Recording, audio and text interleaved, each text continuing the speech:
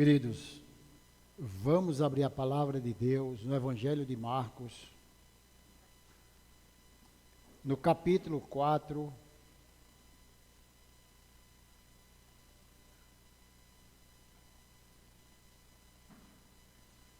no versículos de 30 a 32. É a última parábola contada por Jesus neste capítulo 4.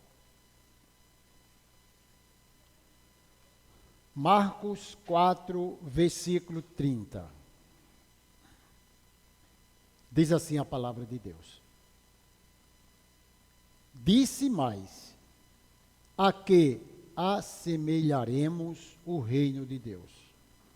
Ou com que parábola o apresentaremos? É como um grão de mostarda, que quando semeado, é a menor de todas as sementes na terra. Mas, uma vez semeada, cresce e se torna maior do que todas as hortaliças e deita grandes ramos, a ponto de as aves do céu poderem aninhar-se à sua sombra. Vamos orar? Pai, nós queremos mais uma vez falar contigo e pedir a tua bênção para a ministração da tua palavra. Ó Deus bendito, o escritor sagrado diz que ela não volta vazia. Pedimos que o Senhor fale ao nosso coração através desse texto, Pai. Em nome de Jesus. Amém.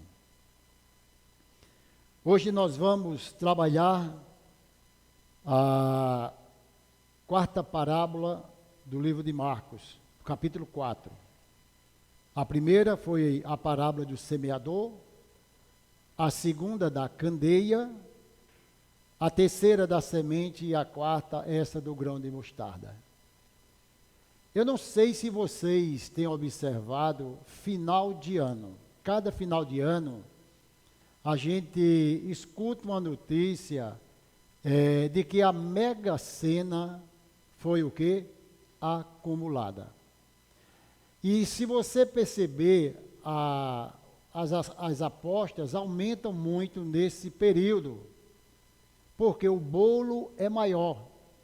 E todo final de ano, as pessoas que jogam, claro, né? Estão correndo de uma forma desesperada para ganhar aquele monte de dinheiro. E eu fico me perguntando por que tanta ênfase somente naquele final de ano, somente naquele bolão, aquele monte de dinheiro que acumulou e vai ser sorteado no último dia do ano.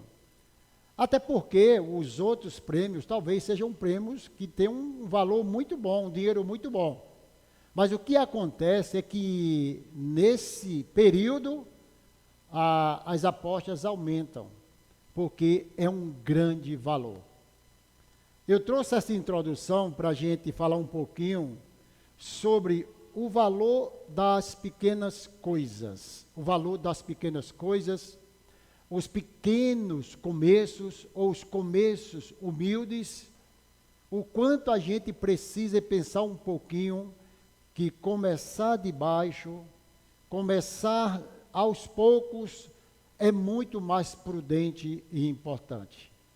Essa ideia de querer as coisas grandes, essa ideia de querer ser grande, isso já vem há muitos e muitos anos, desde os tempos da Bíblia. Se foi um dos motivos que Eva cede à tentação a Satanás, foi quando Satanás conversa com Eva e diz assim: Eva, é o seguinte, Deus sabe que no dia em que dele comerdes, se vos abrirão os olhos, e como Deus, olha para aqui, e como Deus sereis conhecedores do bem e do mal. Então, ali trouxe algo que mexeu com o coração de Eva, mostrando, olha, se você fizer isso, você não tem nenhum prejuízo. Aliás, você vai abrir os olhos e vocês vão ser igual a Deus. quem é que não quer ser igual a Deus? Quem é que não pensava ser igual a Deus? E aí a gente vê que a ganância, que querer as coisas grandes, já começou logo no início da Bíblia. Eu sempre prego, não é, e sempre digo que não há pecado de você querer construir, de você querer comprar, de querer sempre avançar. O que o texto está dizendo, o que eu vou falar para vocês, é que não devemos desprezar os começos humildes, os pequenos princípios, aonde nós estávamos. E essa semente, ela vai tratar exatamente desses começos simples, humildes.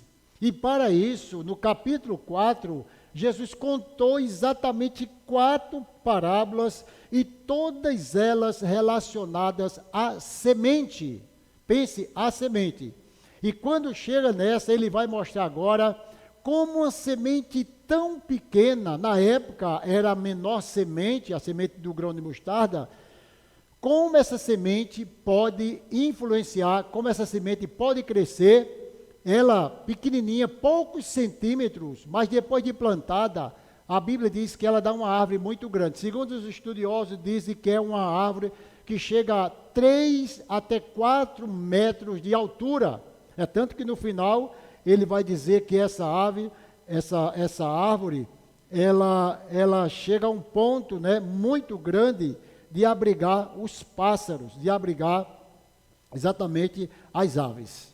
Agora veja só, por que Jesus conta essa parábola? Certamente nós estamos dentro de textos que falam sobre semente.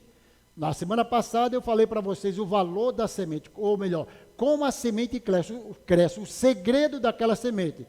Tudo diz respeito ao Evangelho de Jesus Cristo.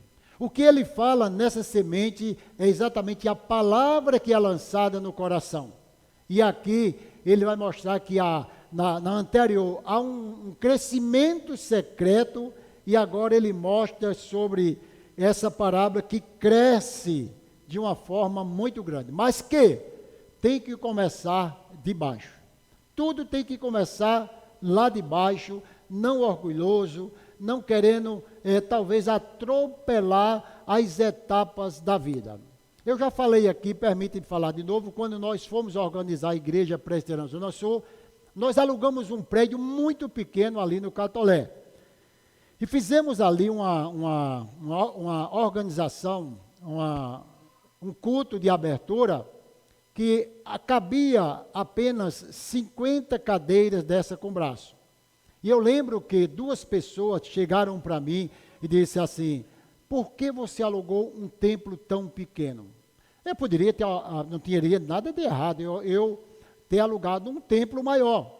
Mas é porque, dentro do meu coração, na época, eu queria começar devagarinho. Eu estava recém-ordenado pastor, já tinha uma experiência de mais de 15 anos trabalhando com a igreja, mas eu precisava de começar. E eu disse, deixe eu começar com esse predinho pequeno.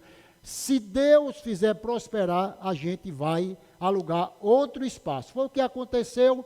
Com apenas 6 meses, nós alugamos esse espaço aqui. Então, Jesus usa a imagem de algo muito pequeno para nos ensinar sobre algo maior. Para nós pensarmos um pouco de que devemos andar conforme os nossos passos. O nosso andar, ele não deve ser tão apressado para conseguir aquilo com tanta ansiedade. As coisas acontecem naturalmente, como ele falou da semente, que aquela semente ela cresce, que você não sabe como.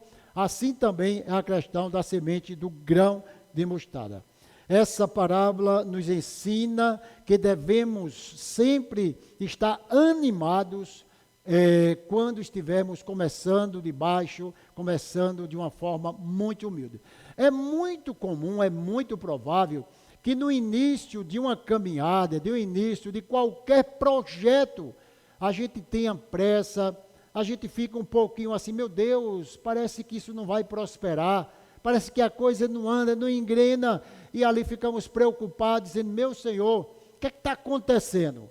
Às vezes Deus está exatamente testando a nossa paciência. Quanta preocupação vem na nossa cabeça. Senhor, a igreja, o teu reino, o que é que a gente faz para crescer? O que a gente faz para que várias pessoas venham mais? Isso é uma preocupação pertinente de pregadores e também de vários pastores. Agora, nós não podemos querer inventar coisas que a Bíblia não diz. Não podemos inventar história para que venham pessoas a ocupar as cadeiras da igreja. Devemos sim fazer o que tem que fazer. O que Jesus ensinou, ele diz assim: pregue a minha palavra, insta, pregue a tempo e fora de tempo. Falando da semente, ele diz: pregue a minha palavra e deixe que o resultado venha das minhas mãos. No versículo 30, ele dá continuidade àquela série de parábola, quando ele diz assim: disse mais. No versículo 21, também disse. No versículo 26, disse ainda. E agora disse mais. É que ele estava ainda concluindo o seu ensinamento sobre a semente. Não está na Bíblia, mas eu imagino que alguém pode ter dito assim: lá vem mais uma parábola, lá vem mais uma história sobre semente. Não é? De repente vai falar sobre semente, mas havia, sinceramente, necessidade para que isso acontecesse. Agora, olhe que coisa importante. Como é que ele começa? Ele começa fazendo uma pergunta. A que assemelharemos o reino de Deus? Ou com que parábola o apresentaremos? Uma pergunta nesse momento, nós não temos dúvida de que era para despertar, não é, interesse dos seus ouvintes. Jesus não pergunta porque ele não sabia a resposta. Jesus pergunta para que as pessoas parassem um pouquinho e pensassem. Imagine Deus, que é Deus, perguntando para nós: com que vamos comparar? Com que vamos comparar o reino de Deus? Na cabeça daqueles discípulos, na cabeça dos seus ouvintes, eu acredito que eles não tinham nenhuma, talvez, resposta pronta, mas ele mesmo dá a resposta. O reino de Deus, a obra de Deus, o crescimento desse reino, tudo é feito conforme a sua vontade. Agora, ele usando esses métodos, esses meios que ele deixou, ordinário, que é a pregação de sua palavra. Ele queria que seus ouvintes, ouvissem, pensassem um pouquinho, como comparar o reino de Deus. Para a gente pensar um pouquinho, se interessar pelo assunto, a ideia é essa, se interessar pelo assunto, ou talvez, como eu falei no início, talvez alguém dissesse: lá vem outra parábola, lá vem outra coisa, já ouvi que era semente. Não, nós ouvimos de uma semente, ouvimos de uma candeia, ouvimos da palavra, do segredo da semente, e agora ele vai mostrar não o crescimento da semente, mas a importância do tamanho, de como começou. Como foi que começou a igreja de Jesus Cristo? Jesus, ele organiza o seu colégio apostólico com 12 apóstolos. E aí vai se multiplicando. Quando chega lá em Atos, tem 120 pessoas. Depois, Pedro prega a palavra para 3.000 pessoas.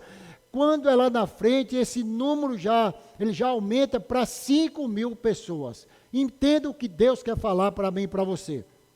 Que nós devemos valorizar esses pequenos começos, esses começos humildes, e não ficar ansioso ou ansiosos com o tamanho, com a grandeza. Tem pessoas que têm sofrem dessa doença de querer coisas grandes. Eu conheço particularmente um pastor aqui na cidade que ele tem um sonho de ter uma igreja de 3.000 membros. Tudo bem, pode até sonhar, mas saber se é a vontade de Deus, saber se Deus quer, é aí que nós não sabemos. E ele disse que sonha numa grande igreja. A igreja dele é uma igreja semelhante a essa aqui, nossa, pequena, com poucos membros, ou membro que Deus deu. Mas Jesus vai mostrar aqui sobre essa questão de crescer. Primeira coisa, a pregação do Evangelho, desde os tempos de Jesus, são pregações simples, não é?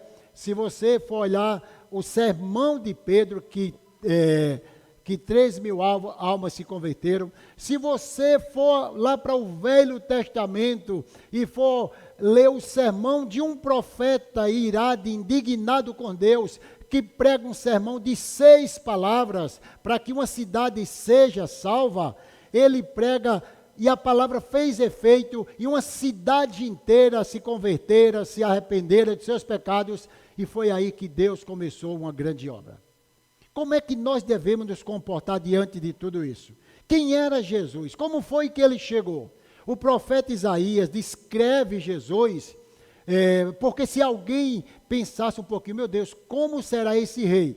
Até porque, falei a semana passada, eles esperavam um rei, né, chegando numa carruagem, um rei talvez de uma forma totalmente diferente do que entrar na cidade de Jerusalém, montado em jumentinho, emprestado e ali ser aclamado rei. Talvez aquele fosse uma aberração para aquelas pessoas que estavam esperando Jesus por cima. Mas o profeta Isaías, ele já prevenira o povo futuro, dizendo sobre Jesus Cristo, sobre a pregação. Ele diz, quem creu em nossa pregação e a quem foi revelado o braço do Senhor. Porque foi subindo como renovo perante ele, como, olha a comparação, perante ele e como uma raiz de uma terra seca. Não tinha aparência nem formosura. Olhámos-los, mas nenhuma beleza havia que o agradasse. Olha como foi o nosso pregador, o primeiro pregador, nosso Jesus Cristo. Era desprezado, o mais rejeitado dentre os homens, homem de dores, e que sabe o que é padecer. E como quem os homens escondera o rosto, era desprezado e dele não fizemos caso. Foi esse homem simples e humilde que trouxe a palavra, pregou a palavra. Foi esse homem simples e humilde que escolhera 12 apóstolos. Foi esse homem que lá na frente disse agora, escolhe mais 70 homens para pregar a palavra de Deus. E quando aqueles homens, escute isso aqui, saem para pregar a palavra de Deus, eles fazem sinais e maravilhas, eles voltam alegremente e dizem, Senhor, uma coisa linda eu vi, é que os demônios caem por terra, as pessoas são curadas, os coxos andam, os cegos veem. Ele, de tanta alegria, Jesus disse, não se alegre por isso, se alegre porque o vosso nome está arrolado no livro dos céus. Para a gente entender um pouquinho que o plano de Deus para nós aqui não é nos preparar para sermos grandes, para sermos talvez as pessoas melhores. Claro que não, devemos sim buscar, mas precisamos aprender a valorizar os pequenos princípios, aqueles momentos humildes.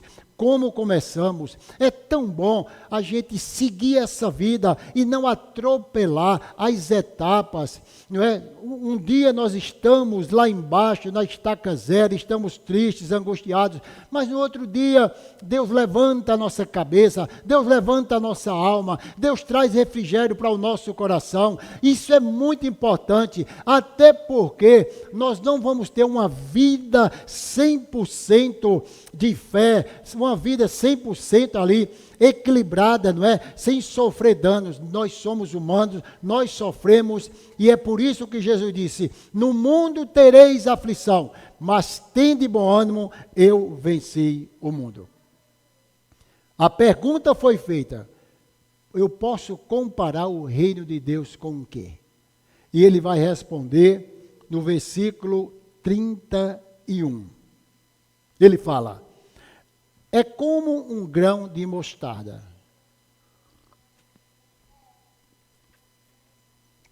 É como um grão de mostarda que quando é semeado é a menor de todas as sementes. Você quer saber? Ele disse, é uma semente insignificante aos olhos humanos.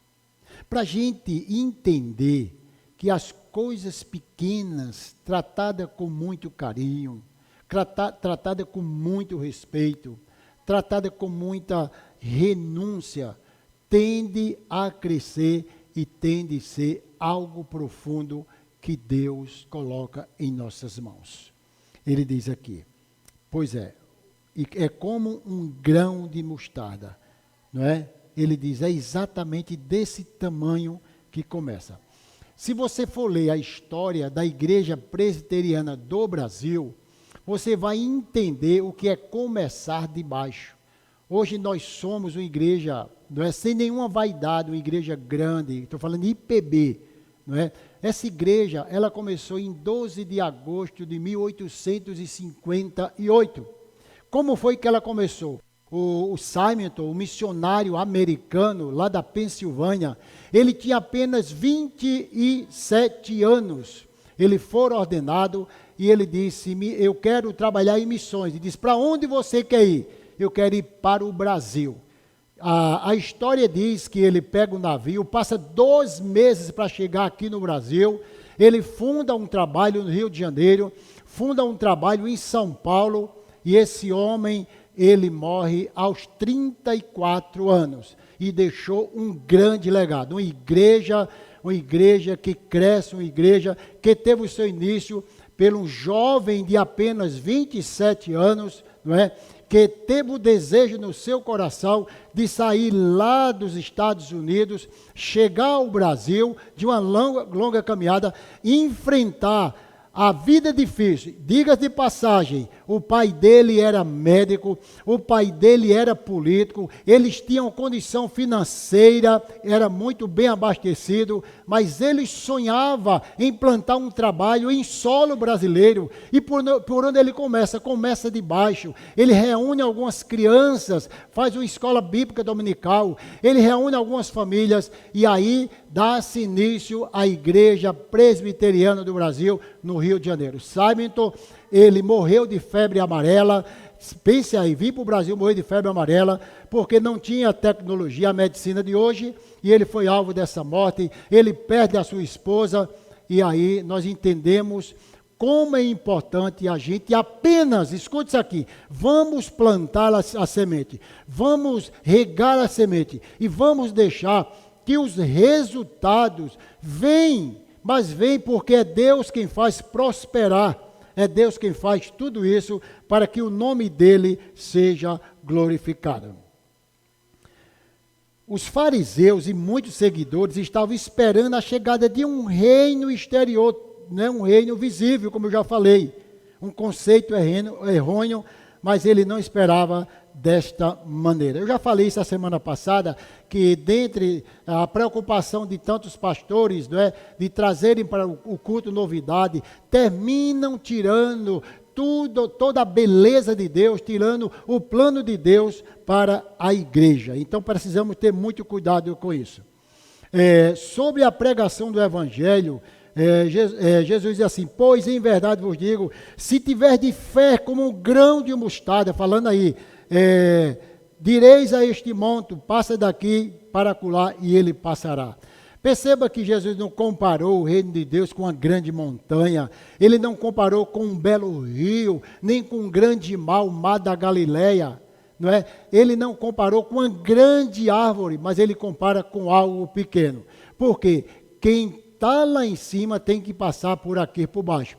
Um grande edifício que você passa, belo, lindo, você sabe que um dia ali era um terreno, e começou com um tijolinho e por aí se vai. Queridos, nós precisamos ter muito cuidado com essa questão da pregação do Evangelho de Jesus Cristo. Existem pessoas que são muito apaixonadas pelo livro de Apocalipse. Apocalipse é um livro que trata do fim dos tempos, não é? Que é uma escatologia, não é? Eu lembro que, eu acho que em 2015, 14, uma pessoa chega para mim e diz, pastor, eu queria fazer um culto na minha casa, mas eu queria que o senhor desse ênfase a Apocalipse, não é?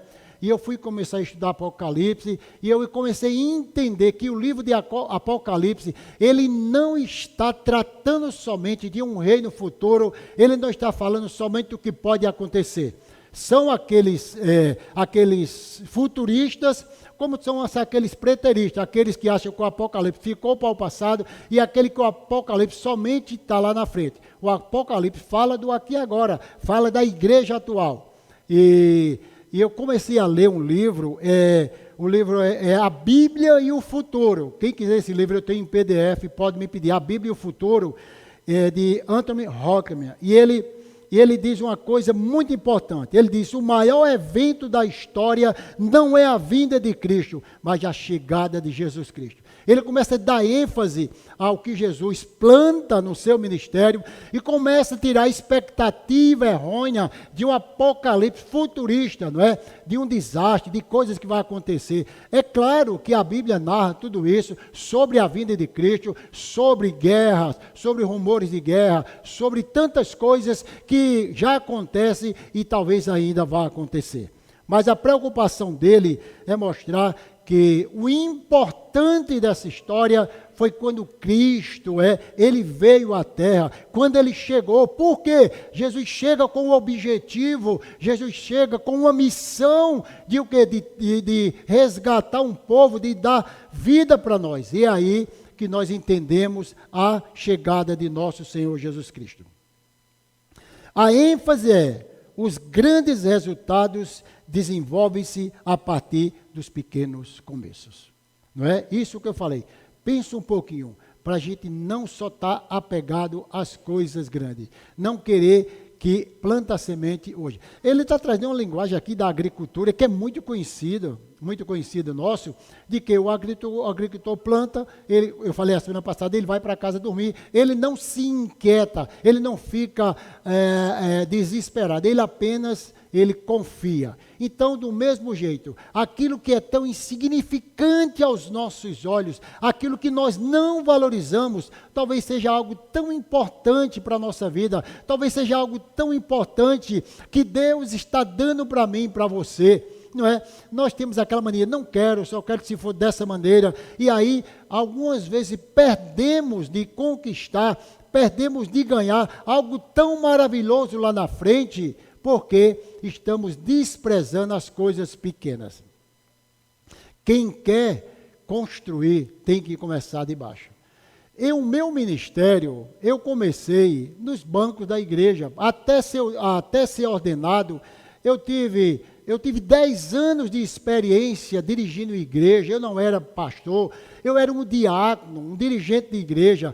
Passei a ser presbítero, continuei trabalhando no reino de Deus, até um dia de Deus confirmar no meu coração que eu iria ser ordenado, iria ser um pastor. Mas eu não comecei logo sonhando, né?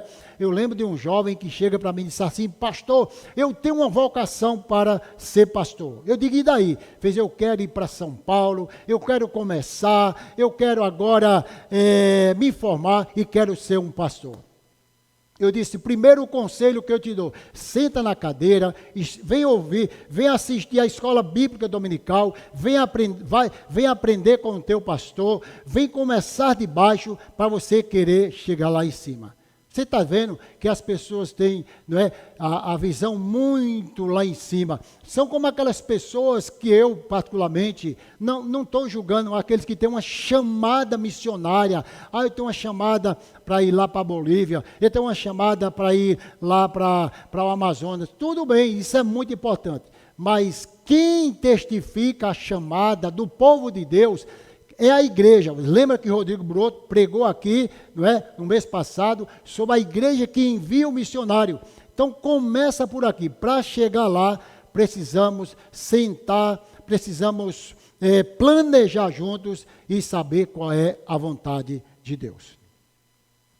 Versículo 32.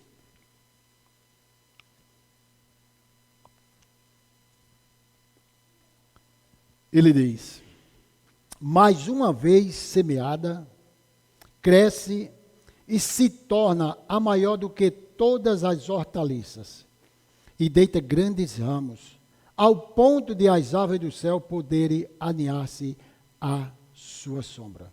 Como eu falei para vocês, uma semente pequena daquela árvore que chega a 3 até a 4 metros de altura. Então veja só, nós precisamos começar exatamente de baixo. Me vem à memória um texto da palavra de Deus que está lá no livro de 1 Reis.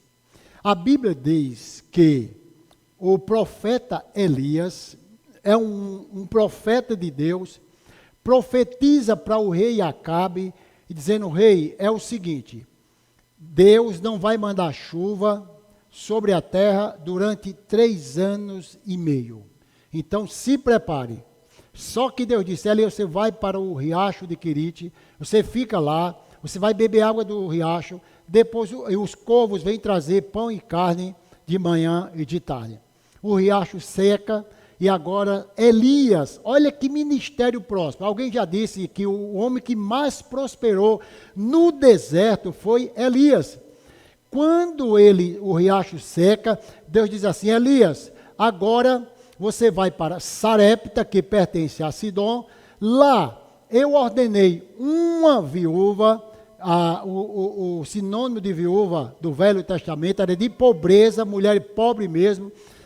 Eu ordenei a uma viúva que te sustente. Imagine aí, o profeta sai da beira do riacho e agora vai entrar na cidade. Quando ele entra na cidade, a mulher está apanhando alguns gravetos, algumas coisas para cozinhar, e o profeta pede apenas água. Pensa como as coisas pequenas que são abençoadas por Deus são importantes.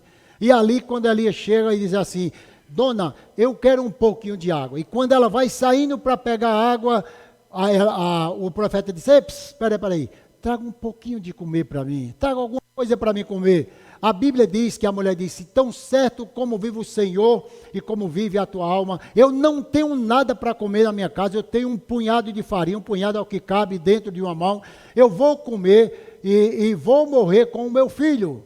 Elias disse: faça conforme o que eu estou dizendo, porque é Deus que está mandando. Pensa, a gente vê a multiplicação dos pães e dos peixes, mas Elias não orou para multiplicar a farinha naquele momento, apenas ele obedeceu que aquele punhado de farinha era suficiente para Deus aumentar a alimentação na casa daquela mulher.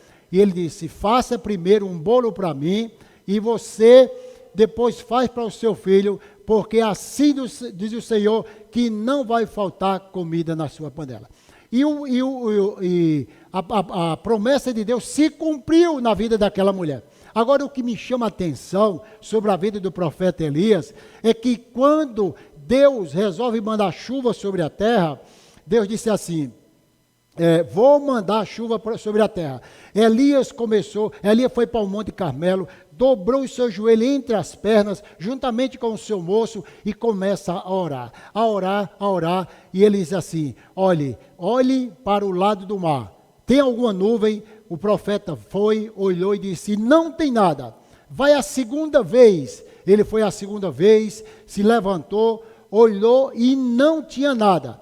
Terceira, quarta, quinta, sexta, sétima vez, quando o profeta volta e diz: Elias, é o seguinte, eu estou vendo apenas uma nuvem pequenininha do tamanho da mão de um homem, o que representa uma nuvem do Cariri seco, tamanho da mão de um homem. Humanamente falando, não dá para você dizer que vem chuva. Hoje à tarde eu estava em casa e olhando a esquerda, olha que coisa linda, está chovendo no sertão, está chovendo, está tudo fechado. A gente imaginou por aquilo que nós vimos, nem está chovendo. Aí Elias disse: olhe, você está vendo o quê? Uma nuvem do tamanho da mão de um homem. O que representa isso?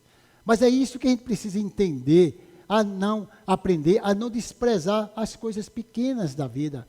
Elias disse: está vendo a nuvem do tamanho da mão do homem? Corra, vá dizer a Acabe agora que vai chover muito, que ele aparelhe o seu carro, que ele volte para casa, porque eu estou ouvindo um ruído de abundante chuva.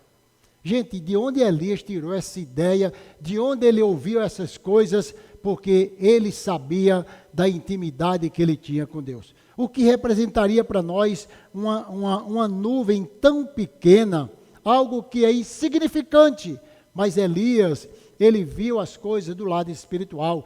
Elias não olhou para a aparência. Em seu ministério, Elias sempre teve a comunhão com Deus, de que Deus faria milagre em sua vida.